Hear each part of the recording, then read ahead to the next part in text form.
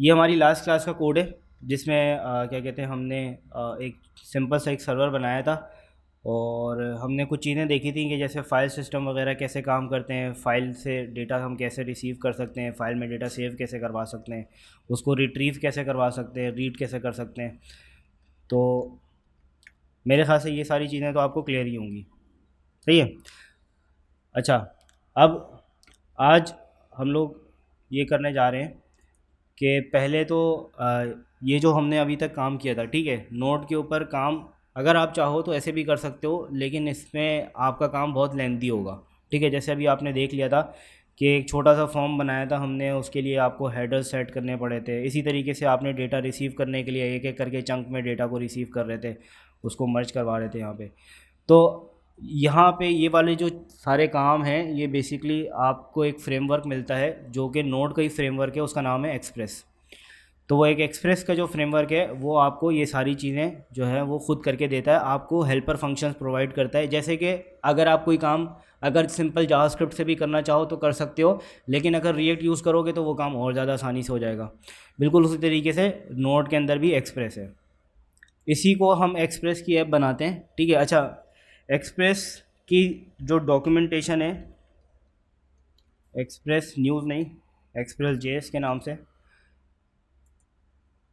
बहुत क्लियर और डॉक्यूमेंटेशन है, बहुत ही सिंपल डॉक्यूमेंटेशन है। जब भी आप चाहो आप इसको क्या कहते हैं कि इस पर गो थ्रू लाजमी करो और बहुत आराम से ही आपको चीज़ें काफ़ी हद तक क्लियर कर देगी। ठीक है। अच्छा, यहाँ पे अभी हम क्या करने वाले हैं, अभी बेसिकली हमारे पास हम एक सिंपल हमने एक फ़ाइल बनाई हुई है और उसी फाइल के ऊपर हम बेसिकली उसी फाइल को एज अ सर्वर के तौर पे हम रन कर रहे हैं, लेकिन ये कोई प्रॉपर नोड जेएस का प्रोजेक्ट अभी है नहीं।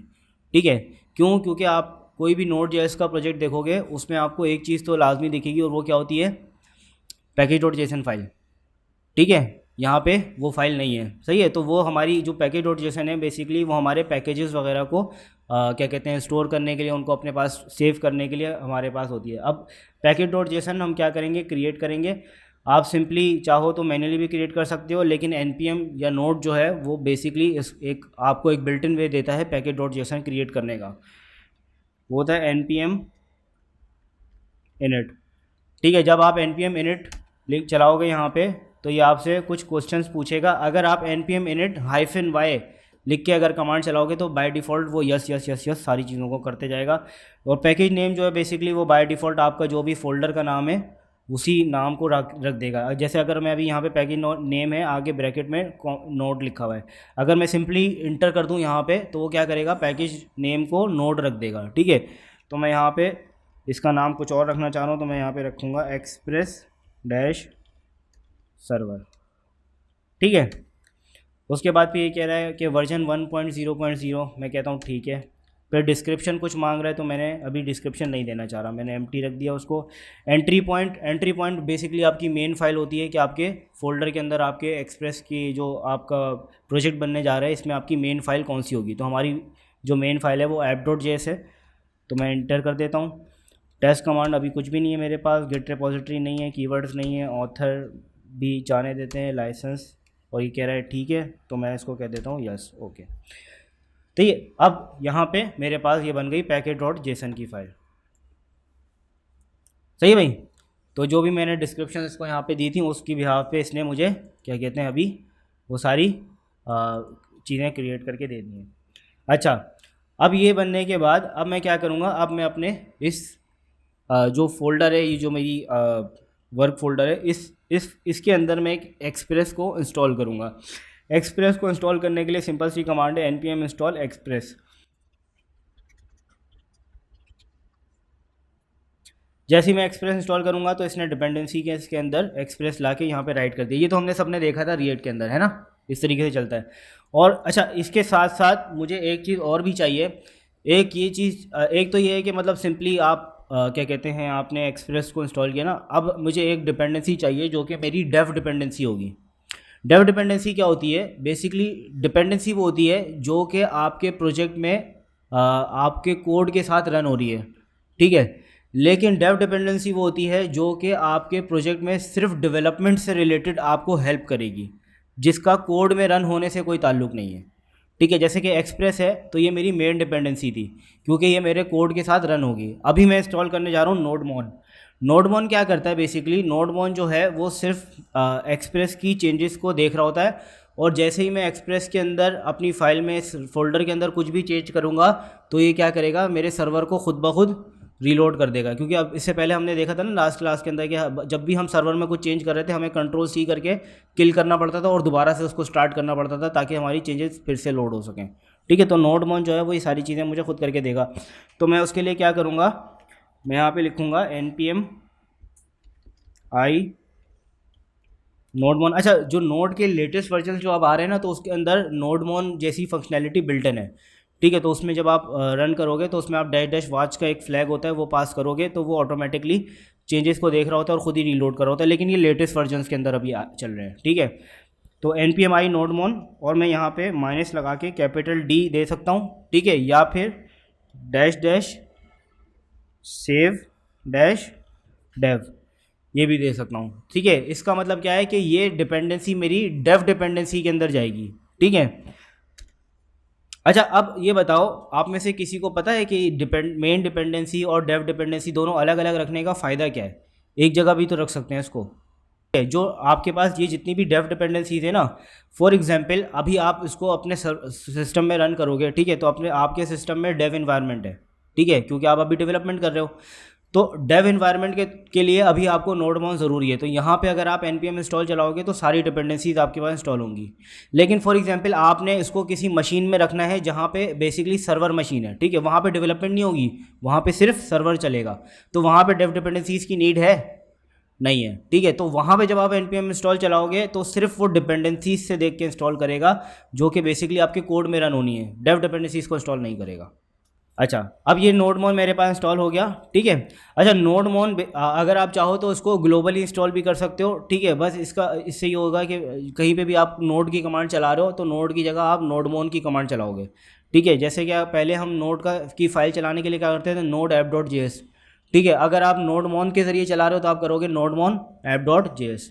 ठीक है, अच्छा अब यहाँ पे क्योंकि मैंने अभी इसको नोडमोन ग्लोबल इंस्टॉल किया है, लोकल इंस्टॉल किया ना, तो लोकल इंस्टॉलेशन के अंदर ये है कि अगर मैं यहाँ पे अभी सिंपली अगर मेरे सिस्टम में नोडमोन इंस्टॉल अभी नहीं हुआ हुआ, ठीक है, तो ये नोडमोन नहीं चलेगा। ठीक है, नहीं चल रहा है यहाँ पे क्योंकि उसको नोडमोन मैंने अभी लोकल इंस्टॉल किया। नोडमोन सिर्फ मेरे पास यहीं पे ही अवेलेबल है इसी फोल्डर के अंदर, लेकिन वो टर्मिनल पे अवेलेबल नहीं है। ठीक है, टर्मिनल पे उसको अवेलेबल करने के लिए एक तरीका हमारे पास ये होता है कि हम ये जो स्क्रिप्ट्स है, स्क्रिप्ट्स के अंदर बेसिकली हमारे लोकल मॉड्यूल्स जितने भी होते हैं सारे अवेलेबल होते हैं, तो हम स्क्रिप्ट के ज़रिए उसको एक्सेस कर सकते हैं। फॉर एग्जांपल मैं यहाँ पे एक नई स्क्रिप्ट बना सकता हूँ स्टार्ट की। ठीक है, और इस स्टार्ट की स्क्रिप्ट के अंदर मैं क्या लिखूँगा, मैं सिंपली अपनी वही कमांड लिखूँगा जो मैं टर्मिनल पर चलाना चाह रहा हूँ, जैसे कि नोडमोन। ठीक है, अब बजाय इसके कि ये नोडमोन app.js मैं टर्मिनल से चलाऊँ, मैं सिंपली यहाँ पे स्क्रिप्ट को रन करूँगा। कैसे, npm रन स्टार्ट, या फिर स्टार्ट की जो स्क्रिप्ट है वो डिफ़ॉल्ट भी रन होती है, तो आप सिंपली npm स्टार्ट भी कर सकते हो उसको।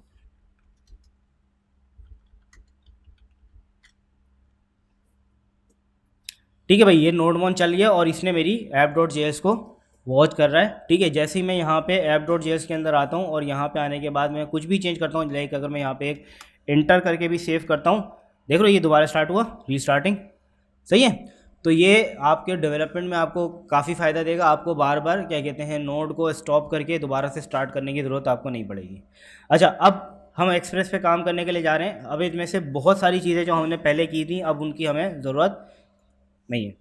ठीक है, ये सारी चीज़ें, इनमें से किसी भी चीज़ की ज़रूरत नहीं है। ठीक है, अच्छा अब यहाँ पे हम क्या करेंगे, सबसे पहले एक्सप्रेस को अपने पास रिक्वायर कर लेते हैं।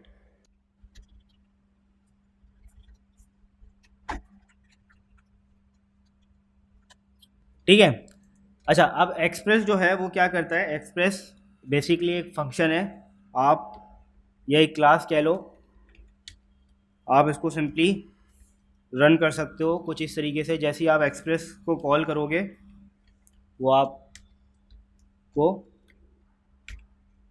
आपका ये जो अब ऐप वेरिएबल है इसके अंदर आपकी एप्लीकेशन कंप्लीट रन हो रही होगी। ठीक है, तो वो जो पहले आप सर्वर डॉट लिसन कर रहे थे, अब आप सिंपली क्या करोगे, ऐप डॉट लिसन 3000, बस ठीक है। बिहाइंड द सीन इसने भी वही काम किया था जो हमने लास्ट क्लास में किया था, http.create सर्वर, है ना, याद है ना, वही काम इसने भी वही किया है, लेकिन इसने आपका कोड सारा का सारा क्लीन कर दिया, आपको अब कुछ भी करने की जरूरत नहीं है, आपने सिंपली एक्सप्रेस को कॉल करवाया और उसने जो आपको ऐप रिटर्न की है उसी ऐप के ऊपर आपने लिसन करवा दिया। अगर मैं जाके अभी देखूं कि 3000 पे क्या आ रहा होगा,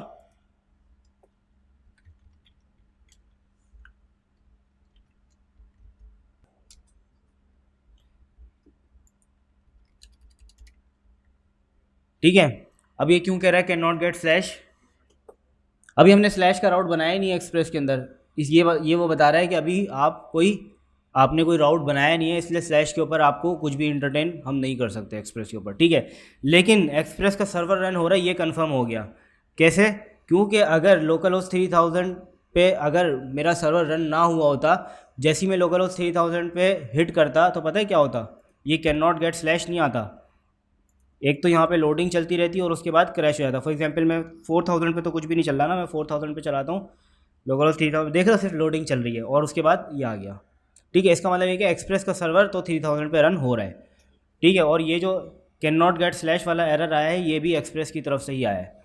अब मैं सिंपली, अच्छा अब छोटा सा एक टर्मिनोलॉजी है एक्सप्रेस की, उसको समझते हैं। एक्सप्रेस की आपने वो समझ लिया कि एक्सप्रेस काम कैसे करता है, तो एक्सप्रेस आपके लिए बहुत आसान हो जाएगा, ठीक है। एक्सप्रेस जो है वो सिंपल सा एक बिहेवियर एक्सप्रेस का कि वो काम करता है मिडिल वेयर बिहेवियर के ऊपर। किस पे?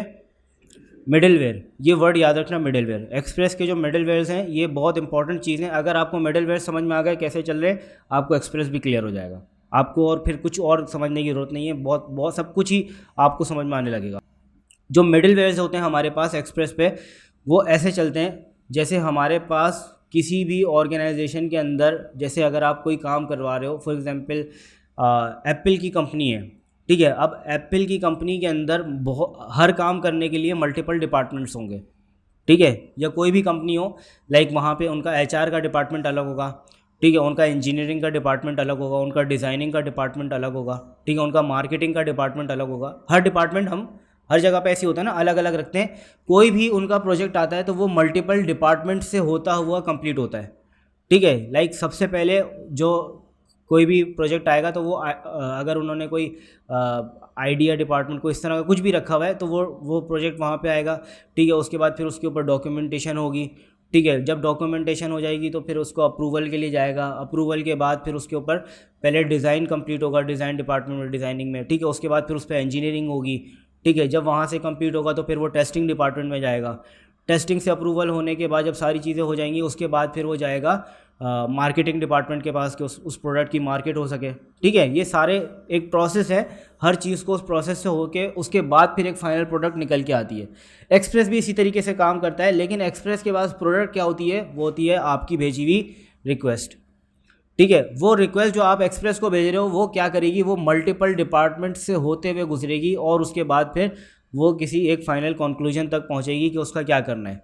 फॉर एग्जांपल अगर मैं फेसबुक यूज़ कर रहा हूँ और मैंने एक फेसबुक के ऊपर एक पोस्ट को लाइक किया, ठीक है, तो वो सिंपल देखा जाए बज़ाहिर तो एक छोटी सी लाइक करने वाली रिक्वेस्ट है, ठीक है, कि भाई फला बंदा है उसने फला बंदे की फला पोस्ट को लाइक किया, ठीक है। लेकिन उसके पीछे बिहाइंड द सीन्स उसके पीछे काम क्या क्या हो रहे हैं। सबसे पहले तो वो जाएगी, जैसे ही मैं रिक्वेस्ट करूँगा वो सबसे पहले तो वो जाएगी ऑथेंटिकेट होने के लिए कि वाकई ये जो बंदा जिसने लाइक किया है ये रिक्वेस्ट वैलिड रिक्वेस्ट है भी कि नहीं, ठीक है। ऐसा तो नहीं है कि ये किसी ने बैठ के ब्राउज़र से जो है ना खुद ही रिक्वेस्ट कर दिया हो लॉगिन किए बगैर, मतलब ये बंदा ऑलरेडी लॉगिन है भी कि नहीं है। सबसे पहले तो लॉगिन चेक होगा उसका, यानी ऑथेंटिकेशन उसकी चेक होगी कि वाकई ऑथेंटिकेशन है या नहीं। सेकंड उसके पास जो जाएगी वो ऑथराइजेशन पे जाएगी, ऑथेंटिकेशन के बाद ऑथराइजेशन पे कि ये बंदा ऑथराइज है भी लाइक करने की या नहीं, या ऐसा तो नहीं कि ये जिस बंदे की पोस्ट को लाइक करना चाह रहा है उसने इसको ब्लॉक किया हुआ, ठीक है, ये भी तो हो सकता है। ऑथराइजेशन पे जाएगी, ऑथराइजेशन क्लियर होने के बाद फिर वो जाएगी कि भाई अच्छा अब बताओ कि क्या डेटा लाए हो, क्या काम करवाया बंदे ने, ठीक है। उसके बाद फिर वो क्योंकि जैसे ही जब आप रिक्वेस्ट भेजते हो ना तो रिक्वेस्ट में सारा डेटा नहीं जा रहा होता।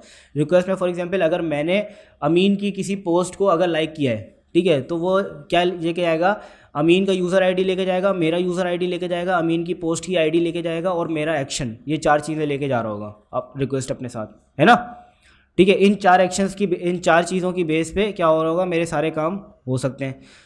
क्योंकि सर्वर को क्या बताएगा, सर्वर को बताएगा भाई फलां पोस्ट को फलां बंदे ने लाइक किया, ठीक है। वो क्या बताएगा, जैसे फलां बंदा है तो मेरी यूज़र आईडी, ठीक है। फेसबुक मुझे नहीं जानता, ना फेसबुक का सर्वर मुझे जानता, वो सिर्फ मेरी यूज़र आईडी को जानता है, ठीक है, कि भाई यूज़र आईडी है, ठीक है।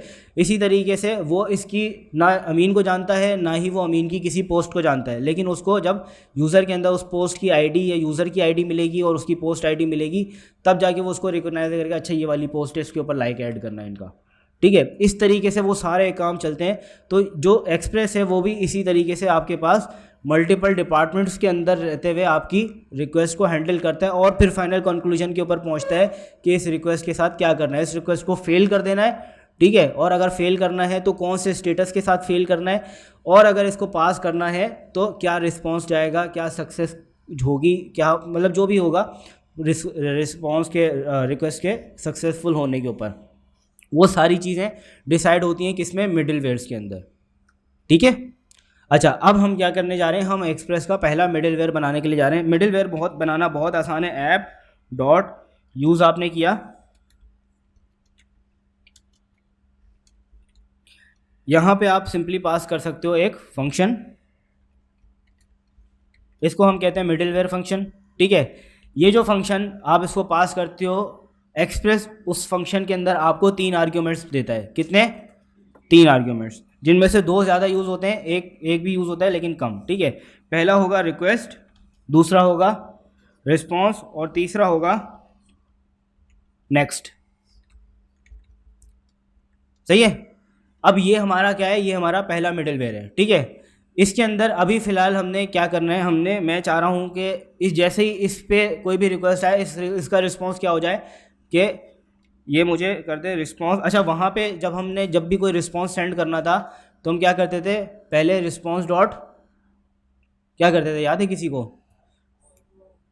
रिस्पॉन्स डॉट राइट करते थे, उसके बाद फिर एंड करते थे, ये सारे काम करते थे। यहाँ पे इसने बहुत आसान सा आपको एक फंक्शन बना के दे दिया, रिस्पॉन्स डॉट सेंड का, ठीक है। ये एक्सप्रेस की तरफ से आपको मिला है। आप इस सेंड के अंदर जो भी चीज़ें भेजो, एक्सप्रेस उसको डेटा को रीड करके खुद ही गैस कर लेता है कि डेटा के साथ मतलब डेटा जो है उसकी फॉर्म क्या है। जैसे जब हम रिस्पॉन्स डॉट सेंड करवा रहे थे, जब हम रिस्पॉन्स डॉट राइट करवा रहे थे नोड के ऊपर, जब हम नोड पे काम कर रहे थे, तो याद है हमने HTML का कोड भेजा था, लेकिन उसने HTML को एज अ टेक्स्ट दिखा दिया था, रन नहीं किया था। लेकिन जब हमने बाद में उसको हेडर भेजा कि भाई ये HTML है, तब उसने उसको ब्राउज़र ने उसको HTML समझा और फिर उसको अपने पास रेंडर किया था। लेकिन एक्सप्रेस के केस में क्या होगा, ये जो सेंड का फंक्शन है, जैसे ही आप इसको क्या कहते हैं HTML लिख के भेजोगे, ये HTML को खुद ही रीड कर लेगा और क्या करेगा, वो जो हेडर्स थे HTML वाले वो खुद ही ऐड कर देगा, ठीक है। इसी तरीके से अगर आप यहाँ पे जेसन भेजोगे तो वो जेसन के हेडर्स भी खुद ही ऐड कर देगा। अगर आप नॉर्मल टेक्स्ट भेज रहे हो तो वो नॉर्मल टेक्स्ट के हेडर्स लगाएगा यहाँ पे, ठीक है। तो मैंने इसको कहा रिस्पॉन्स डॉट सेंड, और मैं यहाँ पे इसको क्या करूँगा, रिक्वेस्ट डॉट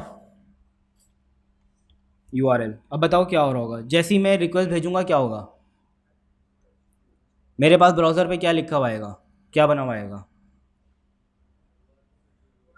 फॉर एग्जाम्पल अगर मैं स्लैश की रिक्वेस्ट भेज रहा हूँ अपने सर्वर के ऊपर, तो मेरे पास पेज में भी क्या लिखा हुआ आना चाहिए, स्लैश। अगर मैं स्लैश ABCD भेज रहा हूँ तो फिर वहाँ पे भी ABCD, यानी जो भी मैं रिक्वेस्ट भेजूँगा वही मेरे पास ब्राउज़र में लिखी हुई आ जाएगी।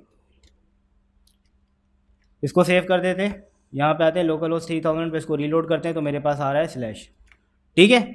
समझ में आया? ये हमारा छोटा सा एक मिडिलवेयर था, ठीक है। अच्छा, अब आप कहोगे कि सर आप तो कह रहे थे कि मल्टीपल डिपार्टमेंट्स होता है उसके बाद फिर काम हो रहा होता है, वो कैसे होगा वो भी बताता हूँ। फॉर एग्जाम्पल यहाँ पे मेरे पास एक मिडिलवेयर नहीं है, अभी हमारे पास फॉर एग्जांपल डिपार्टमेंट ही एक था, अभी हम सेकंड डिपार्टमेंट इसका बनाने जा रहे हैं या सेकंड मिडिलवेयर इसका बनाने जा रहे हैं। अब जैसे ही ये इस डिपार्टमेंट में आता है, ये डिपार्टमेंट जब अपना काम कर लेगा और इसको अपनी प्रोडक्ट को, ठीक है, या अपनी जो भी उस प्रोडक्ट की फाइल्स हैं उसको अब नेक्स्ट डिपार्टमेंट में भेजना है। जैसे कि टेस्टिंग कंप्लीट हो गई, अब उसको उस प्रोडक्ट को कौन से डिपार्टमेंट में जाना है, अब उसको जाना है क्या कहते हैं मार्केटिंग डिपार्टमेंट के अंदर। तो वो क्या करेगा, उसकी जो फाइल्स होंगी उसको मार्केटिंग डिपार्टमेंट में भेजेगा, ठीक है। यहाँ से क्या होता है कि जैसे ही आपके पास जो भी काम होगा वो काम करने के बाद यहाँ पे क्या हो जाएगा, नेक्स्ट कॉल हो जाएगा। नेक्स्ट कॉल होने का मतलब पता है क्या है, नेक्स्ट कॉल होने का मतलब ये है कि अब जो है वो ये वाली रिक्वेस्ट अगले डिपार्टमेंट में भेज दो। सही है, यानी इस वाले मिडिलवेयर से अब वो किस में आ जाएगा, इस वाले मिडिलवेयर पे। अगर मैं यहाँ पे नेक्स्ट कॉल ना करूँ और यहीं पे रिस्पॉन्स डॉट सेंड भेज दूँ तो ये वाला फंक्शन कभी भी नहीं चलेगा। ठीक है, जब मैं पहले वाले से, अच्छा ये कैसे चलता है, जितने जो भी मिडिलवेयर आपका होगा वो चलेगा आपकी, जो आपने जिस सॉर्ट के ऊपर आपने रखा है, जिस तरह से भी आपने उसको जिस ऑर्डर में रखा है उसी से चलेगा। यानी सबसे पहले सबसे ऊपर वाला मिडिलवेयर, उसके बाद उसके नीचे वाला, फिर उसके नीचे वाला, फिर उसके नीचे वाला। ठीक है, इस तरीके से आपके मिडिलवेयर सारे चलते हुए आते हैं। अब ये आपने जब नेक्स्ट इस पर कॉल करा दिए, ठीक है, तो इसका मतलब ये है कि ये कह रहा है कि भाई मैंने अपना काम कंप्लीट कर लिया, अब आप इसको नेक्स्ट डिपार्टमेंट में भेज दो। नेक्स्ट डिपार्टमेंट कौन सा वाला, ये वाला। ठीक है, फॉर एग्जांपल मैं यहाँ पे कहना चाह रहा हूँ कि भाई तुम्हारा काम क्या है, तुम्हारा काम है सिंपली console डॉट लॉग करवा देना रिक्वेस्ट डॉट URL। यानी तुम्हारे पास कोई सी भी रिक्वेस्ट आए, तुम क्या करोगे, पहले उसको एक बार कंसोल करवा दोगे अपने पास, और कंसोल करवाने के बाद नेक्स्ट कॉल करा दोगे। ठीक है, और ये क्या करेगा, जब ये इसके पास काम आ जाएगा तो ये सिंपली रिस्पॉन्स डॉट सेंड करा देगा। मैं यहाँ पे एक बार फिर से रिक्वेस्ट भेज रहा हूँ, रिक्वेस्ट भेजने के बाद देखो, ठीक है, ये आ गया स्लैश। अब एक रिक्वेस्ट और आई है, नीचे नज़र आ रही है स्लैश, ये वाली। ये रिक्वेस्ट बेसिकली आप जब भी कोई अपने ब्राउज़र के अंदर रीलोड करते हो कोई भी पेज, तो ब्राउज़र जो है वो फेव आइकन के लिए एक रिक्वेस्ट भेजता है सर्वर को कि इस वेबसाइट का फेव आइकन क्या है, वो भी मुझे दे दो।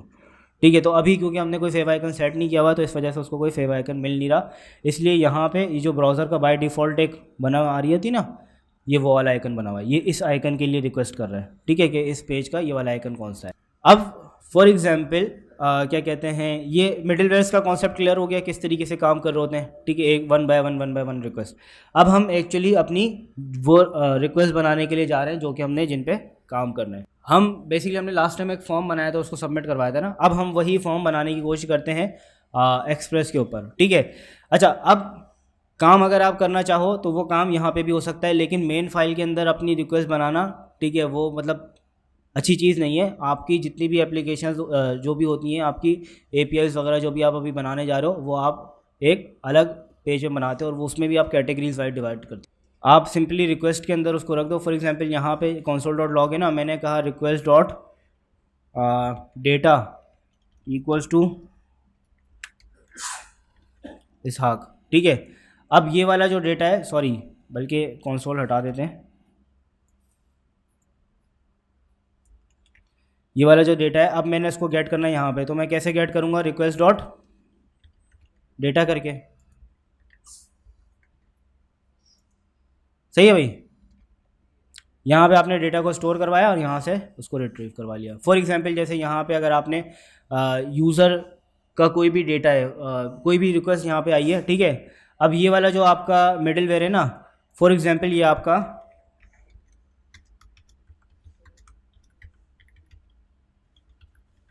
आपका ऑथ मिडिलवेयर है। ठीक है, अब यहाँ पे ऑथेंटिकेशन किस बिहाफ पे होगी, आप यहाँ पे कहोगे रिक्वेस्ट डॉट, फॉर एग्जांपल आपके पास जो भी डेटा आ रहा था, एक्सेस टोकन आएगा ना आपके पास यहाँ पे, उस एक्सेस टोकन को भेज के आपने डेटाबेस में आपने क्या करवा लिया, पहले उसका यूज़र निकलवा लिया कि यूज़र क्या है। अब उस यूज़र को आपने रिक्वेस्ट के अंदर एंटर भी करवाना है, लाइक यहाँ पे आप कहना चाह रहे हो कि रिक्वेस्ट डॉट यूज़र, उसी बिहाफ पे आप उसको सेव करवाओगे रिक्वेस्ट का डेटा, क्योंकि रिक्वेस्ट डॉट यूज़र हो सकता है अगली आपकी उसके अंदर काम आ जाए, अगली रिक्वेस्ट के अंदर। ठीक है, तो आप इस तरीके से उसको स्टोर करवा सकते हो। अच्छा, अब मैं नए राउट्स बनाने के लिए जा रहा हूँ। ठीक है, तो मैं नए राउट्स या नई APIs जो भी आपके हो, उसको मैं नया फोल्डर बना रहा हूँ, इसको आप नाम दे रहा हूँ राउट्स का। ठीक है, इस राउट्स के अंदर मैं फॉर एग्जांपल अभी मैं बनाना चाह रहा हूँ फॉर्म। ठीक है, फॉर्म से रिलेटेड जितनी भी रिक्वेस्ट होंगी तो मैं यहाँ पे क्या करूँगा, एक नई फाइल बनाऊँगा form.js के नाम से।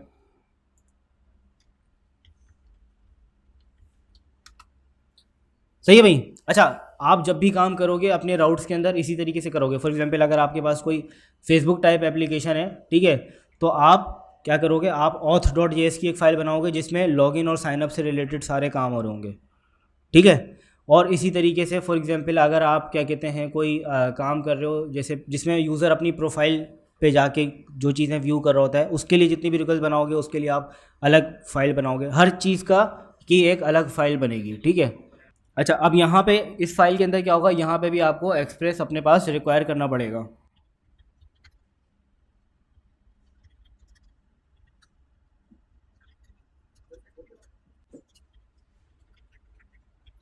ठीक है भाई, एक्सप्रेस हमने कर लिया। अब यहाँ पे हमने दोबारा से ऐप को कॉल नहीं करना, क्योंकि ऐप हमारी ऑलरेडी क्रिएटेड है। ठीक है, अब हम दोबारा से ऐप कॉल नहीं करेंगे, एक्सप्रेस को कॉल नहीं करेंगे। यहाँ पे एक्सप्रेस की हमें ज़रूरत है, हमें एक्सप्रेस के अंदर एक और फंक्शन होता है, हमें उसकी ज़रूरत है यहाँ पे, क्योंकि हम बना रहे हैं राउट्स। ठीक है, तो राउट्स को बनाने के लिए एक्सप्रेस हमें एक फंक्शन प्रोवाइड करता है, उसका नाम होता है राउटर। ठीक है, तो हम उस राउटर के फंक्शन को यूज़ करते हुए हम नए राउट्स क्रिएट करेंगे।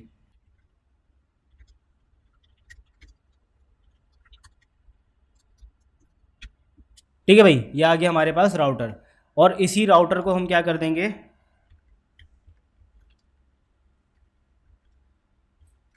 Module dot exports equals to router. ठीक है, ये राउटर हमने बनाया। अब इस राउटर वाला जो हमारे पास वेरिएबल है, इसके अंदर हम क्या करेंगे, अपने राउट्स को डिफाइन करेंगे, राउट्स को क्रिएट करेंगे।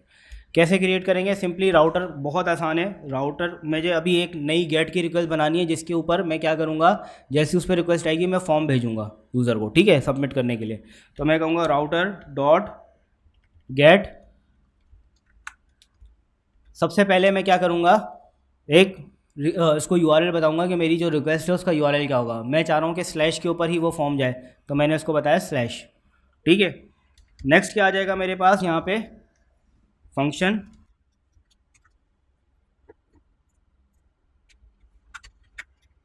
और इस फंक्शन के में मेरे पास आ जाएगी रिक्वेस्ट और रिस्पॉन्स। सही है, अब मैं रिस्पॉन्स में क्या भेजना चाह रहा हूँ, रिस्पॉन्स में फॉर्म भेजना चाह रहा हूँ ना, तो मैं यहाँ पे कहूँगा रिस्पॉन्स डॉट सेंड।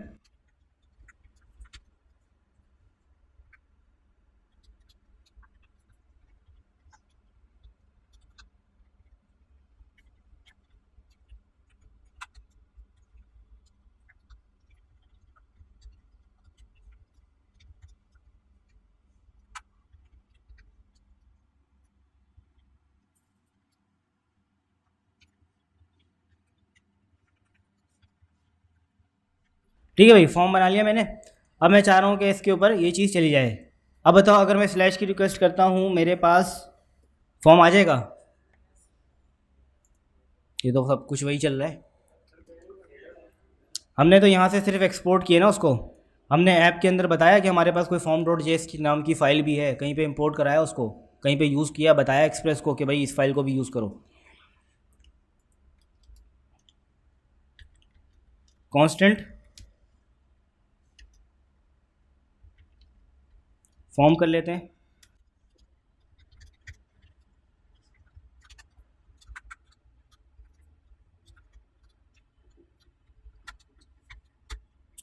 सही है भाई, अब ये जो फॉर्म है हमारा, बेसिकली यहाँ पे रिस्पॉन्स डॉट सेंड अब हमने हटाना पड़ेगा ये पूरा। ठीक है, क्योंकि कोई भी रिक्वेस्ट आएगी वो सिंपली रिस्पॉन्स डॉट सेंड उसको यहीं पे ही कर देगा, आगे जाने ही नहीं देगा। ठीक है, तो हम क्या करेंगे, अब उसको यहाँ पे ऐप डॉट यूज़ के अंदर हम क्या बताएंगे, हम ऐप डॉट यूज़ के अंदर यहाँ पे बेसिकली एक यूआरएल बताएंगे कि स्लैश फॉर्म के ऊपर कोई भी रिक्वेस्ट आए तो उसको कहाँ पे भेजो, इस फॉर्म पे भेज दो, ये जो हमने अभी फाइल रिक्वायर की है वहाँ पे। सही है, समझना।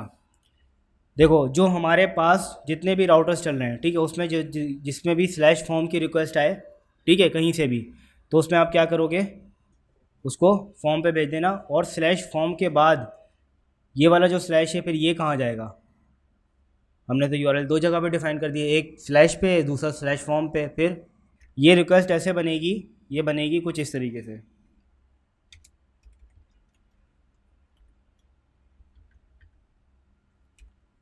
Slash form slash.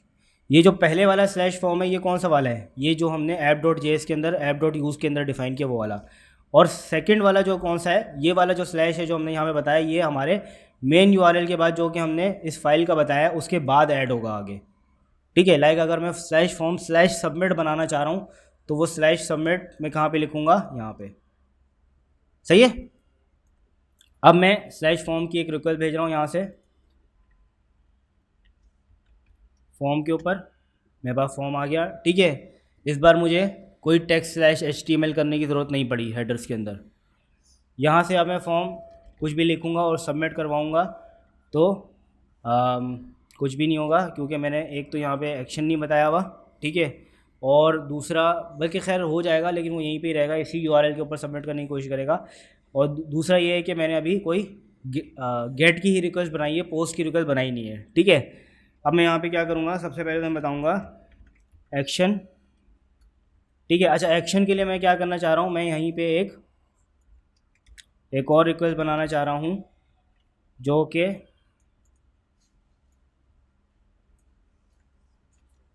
बेसिकली यहाँ पे चलेगी, जो कि पोस्ट की रिक्वेस्ट होगी। तो मैं इसको करूँगा राउटर डॉट पोस्ट, और ये स्लैश कौन से पे चलेगी, स्लैश इसको चलाते हैं सबमिट के ऊपर, ठीक है। तो इसका एक्चुअल URL क्या बनेगा, स्लैश फॉर्म स्लैश सबमिट, ठीक है। तो यहाँ एक्शन में क्या होना चाहिए,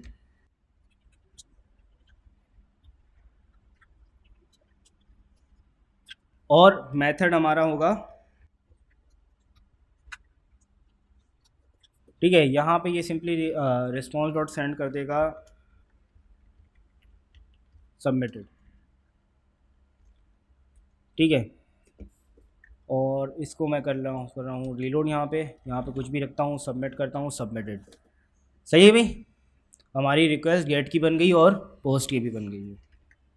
अच्छा, अब सिर्फ ये नहीं करना मैंने, यहाँ पे मैंने ये जो डेटा यहाँ से जो कुछ भी आ रहा है उसको यहाँ से निकलवाना भी है, ठीक है। अब वो कैसे निकलवाना है, वहाँ पे तो बड़ा एक पेचीदा सा मसला था ना, चंक के अंदर डेटा आता था, request dot on data, request dot on and करके हम लगाते थे ना, याद है, चंक के अंदर हम वो करवा रहे थे उसको। अब यहाँ पे कैसे होगा, यहाँ पे बेसिकली हम इस डेटा को गेट करने के लिए हम क्या करेंगे, हम एक मिडिल वेयर यूज़ करते हैं जो कि थर्ड पार्टी मिडिल वेयर है, उसका नाम है बॉडी पार्सर, ठीक है। ये npm का है, और सिंपली इसको हम क्या करेंगे, npm इंस्टॉल के ज़रिए इसको मैं कर रहा हूँ Ctrl+C, बॉडी पार्सर यहाँ पे इंस्टॉल कर लेते हैं। और बॉडी पार्सर करने के बाद एक्सप्रेस को बताना भी पड़ेगा कि हम वो उसको यूज़ कर रहे हैं, तो उसके लिए हम करेंगे यहीं पे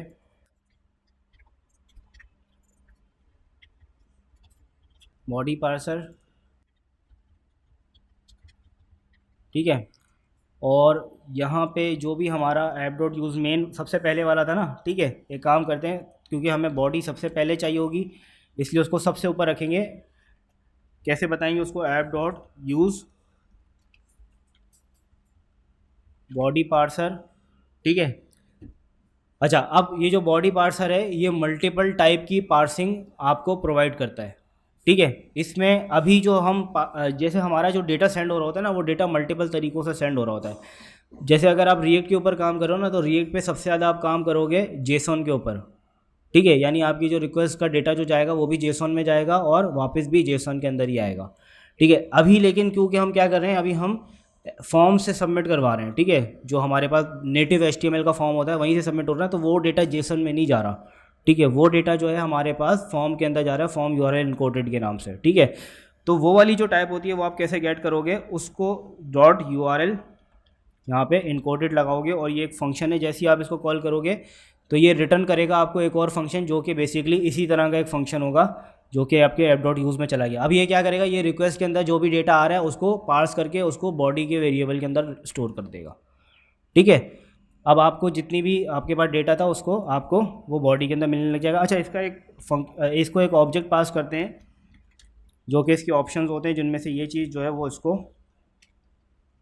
नेसेसरी है इसके लिए, वो है URL इनकोडेड फॉल्स, ठीक है, सॉरी इसका डेटा होता है एक्सटेंडेड फॉल्स। अच्छा, अब ये आपने कर लिया, ठीक है। मैं दोबारा से npm रन स्टार्ट चला रहा हूँ यहाँ पे। अब क्या होगा, अब आपको यहाँ पे कोई भी रिक्वेस्ट आ रही है, आपको सिंपली उसका जो डेटा होगा वो कहाँ मिल जाएगा, रिक्वेस्ट डॉट बॉडी के अंदर, ठीक है। और इस बॉडी के अंदर डेटा को स्टोर किसने किया, बॉडी पार्सर ने। अब मैं चाह रहा हूँ कि ये जो रिक्वेस्ट डॉट बॉडी के अंदर जो भी डेटा आया है यही सबमिट हो जाए, ठीक है।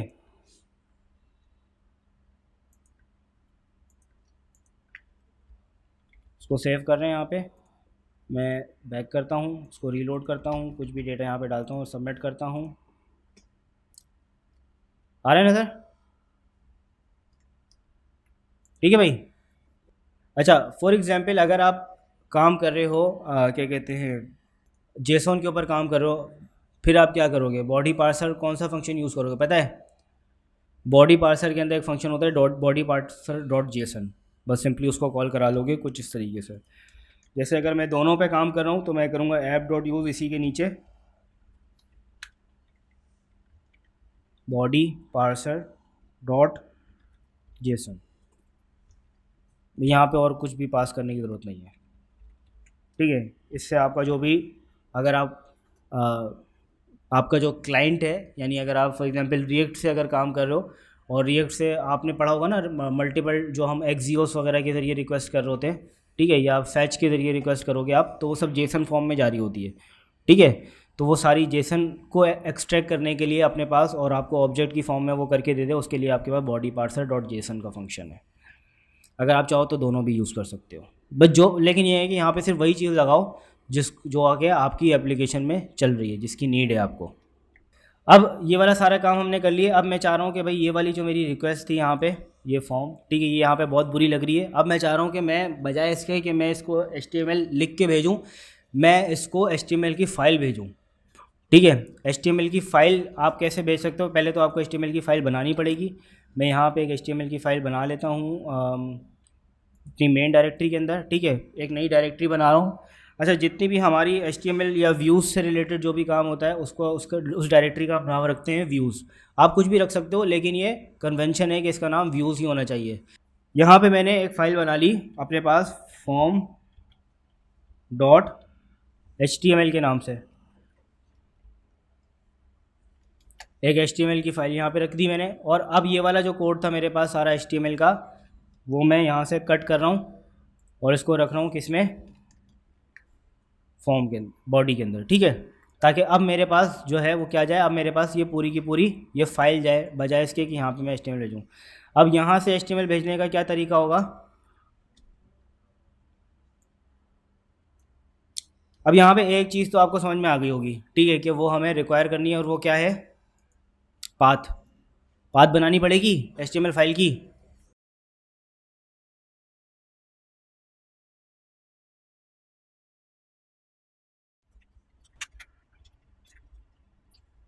ये पाथ हमने रख लिया, इसको एक काम करते हैं, ऊपर ले जाते हैं।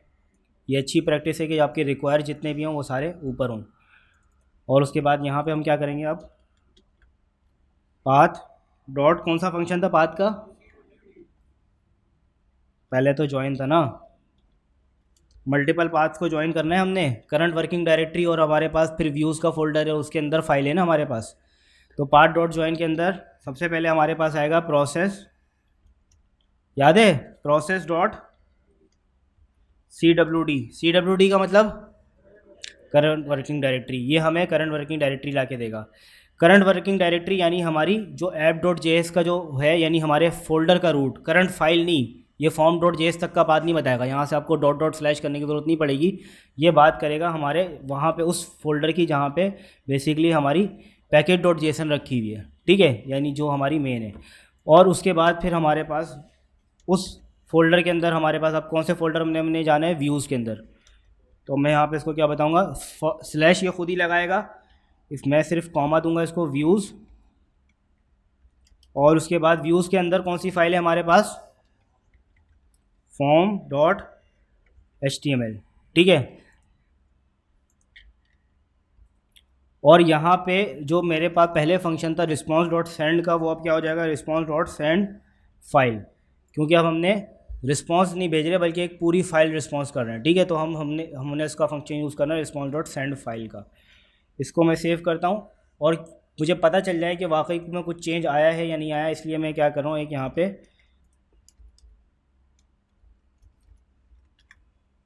डेटा और डेटा 2 कर लेते हैं इसको,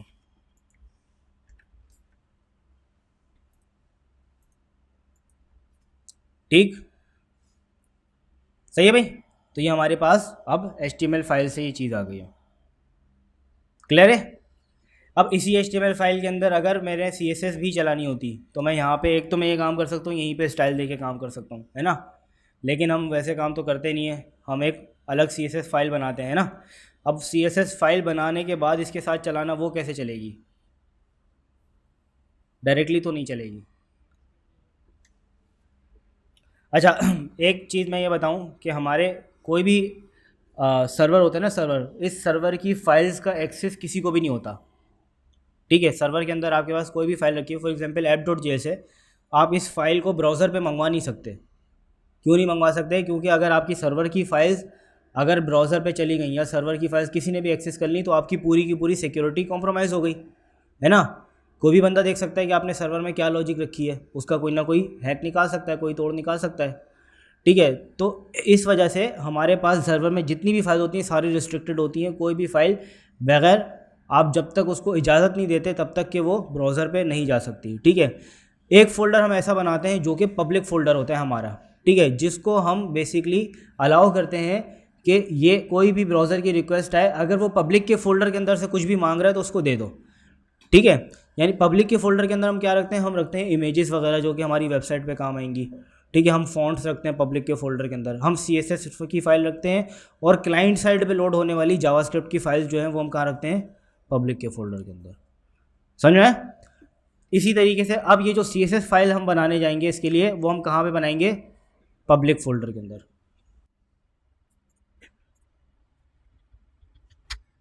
इस पब्लिक के फ़ोल्डर के अंदर अगर मैं चाहूँ तो मल्टीपल फ़ोल्डर्स बना सकता हूँ। जैसे पब्लिक के अंदर मैं चाह रहा हूँ कि मेरे पास फ़ोल्डर बन जाए कौन सा, एक CSS का फ़ोल्डर बन जाए, और CSS के फ़ोल्डर के अंदर मैं क्या रखूँ, अपनी styles.css की फ़ाइल रख दूँ।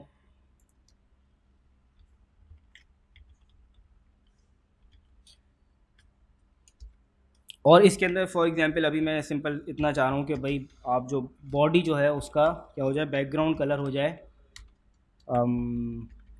ब्लैक हो जाए, ठीक है।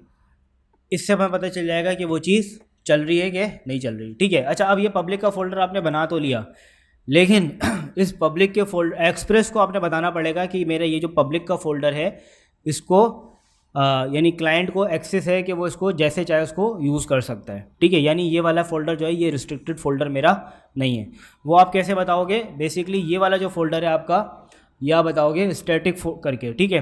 जैसे यहाँ पे आपके पास जो मिडिल वेयर्स आ रहे हैं यहीं पे आप इसको बता दोगे app.use, आपके पास एक एक्सप्रेस का फंक्शन होता है, उसी के ज़रिए आप इसको डिफ़ाइन करोगे express.static, और स्टैटिक बताओगे क्या कि आपके फ़ोल्डर की जो पाथ है, कौन सा फ़ोल्डर आपका स्टैटिक है, ठीक है। तो फ़ोल्डर की पाथ बताने के लिए हमें फिर से पाथ की नीड पड़ेगी।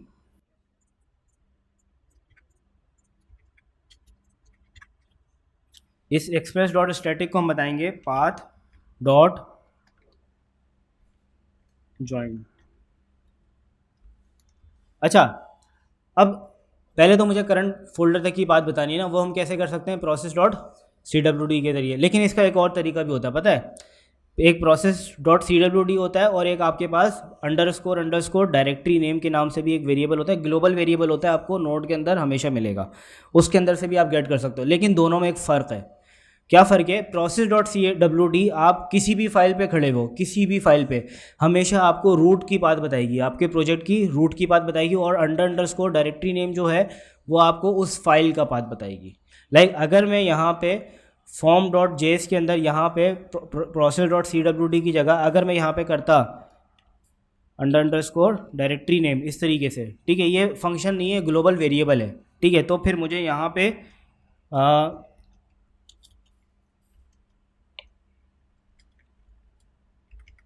ये भी करना पड़ता।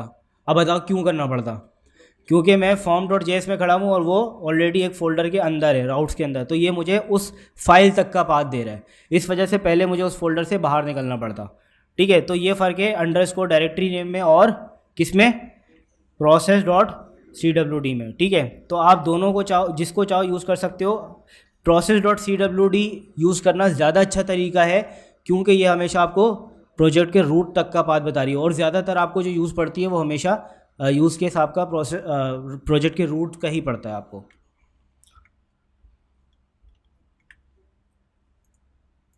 ऐप डॉट जे एस के अंदर पार्ट डॉट ज्वाइन को मैं process dot C W D बताया, और फिर यहाँ पे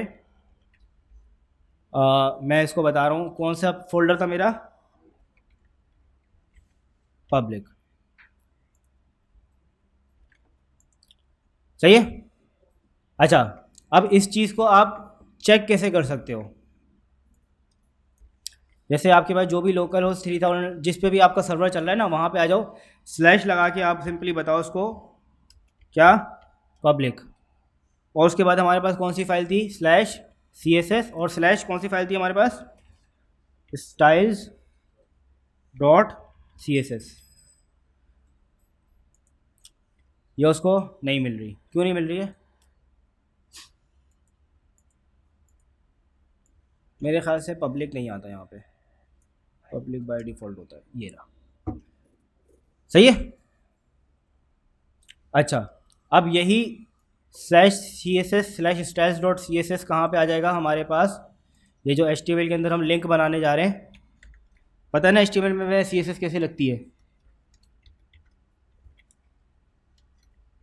लिंक क्या क्या यूज़ होता है यहाँ पे? एक तो हमारे पास जाता है REL में क्या देते हैं,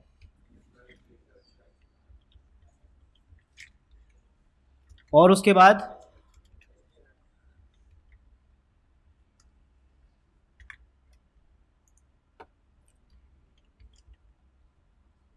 यहाँ पे आते हैं और इसको रीलोड करते हैं और हमारी CSS चल गई। सही है भाई। तो इस तरीके से आप एक्सप्रेस के फ्रेमवर्क के ऊपर काम कर सकते हो। अभी बहुत सारी चीज़ें हमें पढ़नी है एक्सप्रेस के ऊपर। ये कोर कॉन्सेप्ट है CSS के, एक्सप्रेस के इसमें आप कैसे काम कर सकते हो, क्या क्या चीज़ें कर सकते हो। ठीक है, अब हमारी जो नेक्स्ट क्लासेस आएंगी उसके अंदर हम काम करेंगे व्यूज़ के ऊपर, लेकिन वो व्यूज़ जो होंगे हमारे पास वो नॉर्मल व्यूज़ नहीं होंगे, वो होंगे हमारे कैलकुलेटेड व्यूज़ या लॉजिकल व्यूज़ होते हैं अक्सर हमारे पास, उनके ऊपर हम काम करेंगे।